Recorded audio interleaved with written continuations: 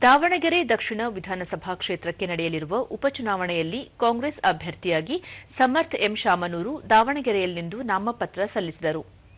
ಈ ವೇಳೆ ಮುಖ್ಯಮಂತ್ರಿ ಸಿದ್ದರಾಮಯ್ಯ, ಉಪಮುಖ್ಯಮಂತ್ರಿ ಡಿಕೆ ಶಿವಕುಮಾರ್, ಸಚಿವ ಎಸ್ಎಸ್ ಮಲ್ಲಿಕಾರ್ಜುನ್ ಸೇರಿದಂತೆ ಪ್ರಮುಖರು ಪಾಲ್ಗೊಂಡಿದ್ದರು.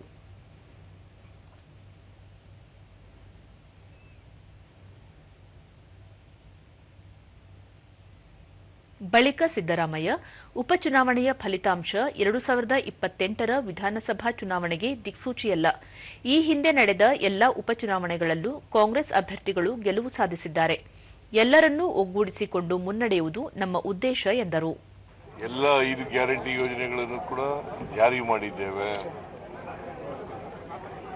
ಈ ರಾಜ್ಯದ ಜನ ನಮ್ಮ ಪರವಾಗಿದ್ದಾರೆ. ಬೈ ಎಲೆಕ್ಷನ್ ನಲ್ಲಿ ನಾವು ಕಳೆದ ಬೈ ಎಲೆಕ್ಷನ್ ನಲ್ಲಿ ಸಾಬೀತು ಮಾಡಿದ್ದೀವಿ. ಅದನ್ನ ಜನರು ಕೂಡ ದಲಿತರು, ಹಿಂದುಳಿದವರು, ಬಡವರು, ರೈತರು, ಅಲ್ಪಸಂಖ್ಯಾತರು ಎಲ್ಲರೂ ಕೂಡ ನಮ್ಮ ಪರ ಇದ್ದಾರೆ. ಡಿಕೆ ಶಿವಕುಮಾರ್, ದಾವಣಗೆರೆ ಆರೋಗ್ಯ ವೈದ್ಯಕೀಯ ಕ್ಷೇತ್ರದ ಪ್ರಮುಖ ಕೇಂದ್ರವಾಗಿ ಹೊರಹೊಮ್ಮಿದೆ. ರಾಜ್ಯ ಸರ್ಕಾರವೂ ಕೂಡ ಈ ದಿಕ್ಕಿನಲ್ಲಿ ಪ್ರೋತ್ಸಾಹ ನೀಡುತ್ತಿದೆ ಎಂದು ಹೇಳಿದರು.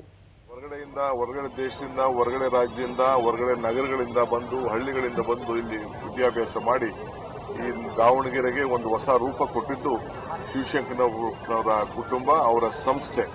ಇದೆಲ್ಲ ಕೂಡ ನಮ್ಮ ಜನರು ಸ್ಮರಿಸ್ಕೊಳ್ತಾ ಇದ್ದಾರೆ.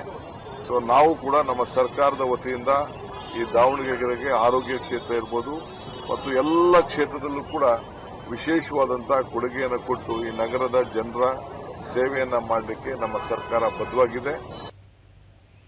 ಈ ನಡುವೆ ದಾವಣಗೆರೆ ದಕ್ಷಿಣ ವಿಧಾನಸಭಾ ಕ್ಷೇತ್ರದ ಬಿಜೆಪಿ ಅಭ್ಯರ್ಥಿ ಶ್ರೀನಿವಾಸ್ ದಾಸಕರಿಯಪ್ಪ ನಾಮಪತ್ರ ಸಲ್ಲಿಸಿದರು. ಇದಕ್ಕೂ ಮುನ್ನ ಪಕ್ಷದ ವತಿಯಿಂದ ರೋಡ್ ಶೋ ನಡೆಯಿತು. ಈ ಸಂದರ್ಭದಲ್ಲಿ ಮಾಜಿ ಮುಖ್ಯಮಂತ್ರಿ ಬಿಎಸ್ ಯಡಿಯೂರಪ್ಪ, ಕೇಂದ್ರದ ಮಾಜಿ ಸಚಿವ ಜಿಎಂ ಸಿದ್ದೇಶ್ವರ್, ವಿಧಾನ ಪರಿಷತ್ನ ಸದಸ್ಯ ಸಿಟಿ ರವಿ ಸೇರಿದಂತೆ ಹಲವು ನಾಯಕರು ಪಾಲ್ಗೊಂಡಿದ್ದರು.